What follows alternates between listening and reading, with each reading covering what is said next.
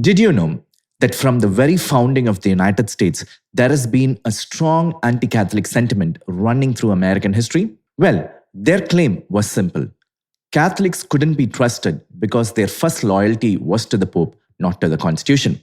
Many of the founding fathers and early statesmen openly displayed their hostility toward the church, and even today, you can still see echoes of that same bigotry among major politicians. Just take a look at this report by Megan Kelly. As we first reported last night, the emails obtained by WikiLeaks were sent several years ago. Among those included on the exchanges, Clinton campaign chairman John Podesta and Clinton campaign communications director Jennifer Palmieri. In these messages, people of faith are insulted, and there are even suggestions that the Catholic Church doctrine needs to be overthrown by Clinton's team, which apparently knows better what's good for us. The Clinton campaign argues there's nothing to see here, there's no bigotry, and they blame the whole ordeal on the Russians for exposing the emails in the first place. This crowd has been anti-Catholic for a long time. This is leftist anti-Catholicism. These are transatlantic agnostic progressives. They do not believe in things like the authority of the Catholic Church. Now, as a conservative, I worry that the age of Clinton has been with us too long and may last even longer. But I got to tell you, I think the Catholic Church will outlast the Clintons, and I think it will be around when they are long gone. This notion of uprooting thousands of years of Catholic doctrine. Revolution. We know what this is about. Well, it's the Catholic teaching on marriage, on same-sex, on contraception, and most of all, on abortion. They just can't stand that. Catholics, I hope, will take note of this. Their faith is being attacked, their faith is being disparaged, and they should react to it. Can you imagine? It's clear from this clip that a major presidential candidate was openly expressing anti-Catholic sentiment. But let's be honest, this kind of hostility toward the Catholic Church is nothing new in America. It runs deep. In fact, anti-Catholicism is one of the oldest and most persistent prejudices in the nation's history. From the very beginning, Protestant settlers viewed Catholicism as a threat to their religious and political order. Catholics were treated with suspicion and often branded as un-American. As the nation grew, that suspicion turned violent.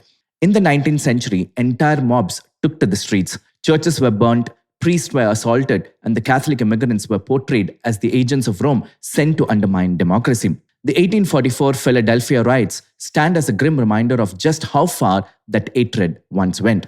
The hostility didn't end there, it simply evolved.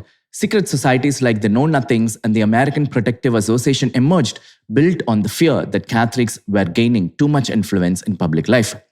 That prejudice even made its way into immigration policy. In the early 20th century, quotas were deliberately designed to limit immigrants from Catholic nations like Italy, Poland, and Ireland, as if being Catholic made someone less American.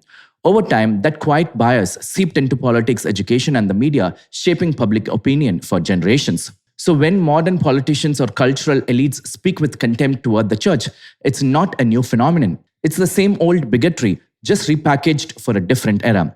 Now let's listen to Bishop Barron as he explains in more detail the roots and persistence of this prejudice. Now, as any historian of American culture knows, you don't have to go very far to find this strain within the American system.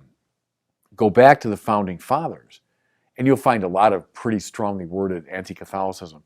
John Adams, whom I deeply admire, but there's a famous reflection he has on going to Mass when he was in Philadelphia.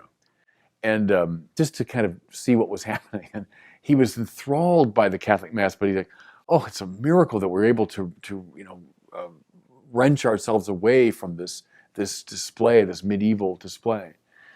Then come up into the 19th century, of course, you have during the era of immigration when so many Catholics were coming from Germany and from Southern Europe and Eastern Europe, there was a very strong reaction on the part of a lot of the American establishment against this influx of Catholics. And you have, for example, the Know Nothing Party and others that were organized in an explicitly anti-Catholic way. And lest you think it was only, real extremists and yahoos who held to these anti-Catholic views in the 19th century, look at people like Ulysses Grant. I mean, he makes a very strong anti-Catholic set of speeches. Then in the early 20th century, someone like Woodrow Wilson, I mean, he's a great American statesman, but deliver themselves with fiercely anti-Catholic rhetoric. Now, come up to 1960, some will say, well, that's when it all ended, when JFK, the first Catholic, was elected president. Well, I'd say yes and no. JFK, as I've said many times before, was much more of a privatized Catholic. His Catholic faith was taken really out of the public arena. And so his being elected was like, well, that's all right. That's the kind of Catholic that we can tolerate. But I think you can find this very deep anti-Catholicism coming up on a regular basis, and you certainly saw it last week. Increasingly how anti-Catholicism is being born by and expressed through that most fundamental of American institutions, namely the law. We are a very litigious society. Law means a lot to Americans. We are shaped by the law. The law sanctions those things that we want to keep at bay.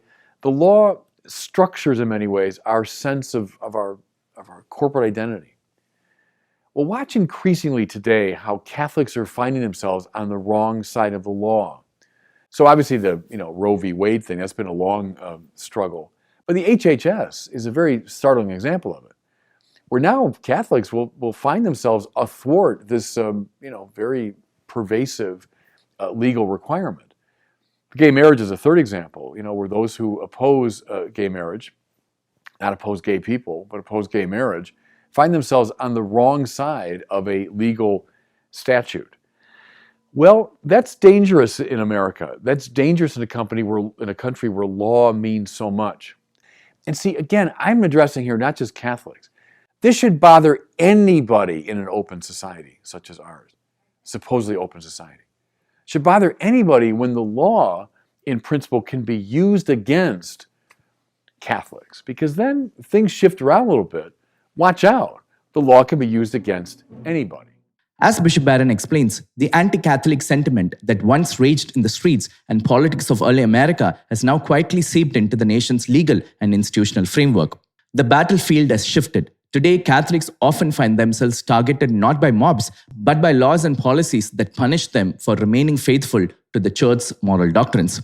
One of the most striking examples was the case of the Little Sisters of the Poor, a group of nuns who dedicate their lives to caring for the elderly poor.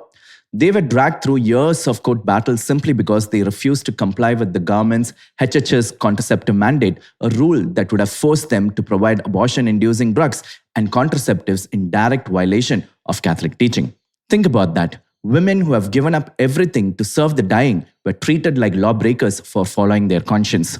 And it doesn't stop there. In several states, lawmakers are pushing bills that strike at the very heart of priesthood, the sacred seal of confession. These laws would force priests to break the seal and report what is said in the confession, effectively criminalizing the sacrament itself.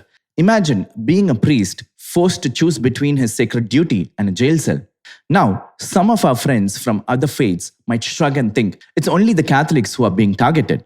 But that indifference is dangerously short-sighted. As Bishop Barron warns, if they can come for us today, they can come for you tomorrow. Once the government learns it can trample one group's faith, no community is safe. If we remain silent, the same system that targets the church today will soon turn on synagogues, mosques, and temples on anyone who dares to put God above government. And the time to resist this creeping persecution is not when it reaches your doorstep, but when it starts knocking on your neighbors. I hope this video is helpful. Let me know your thoughts in the comment section. God bless you.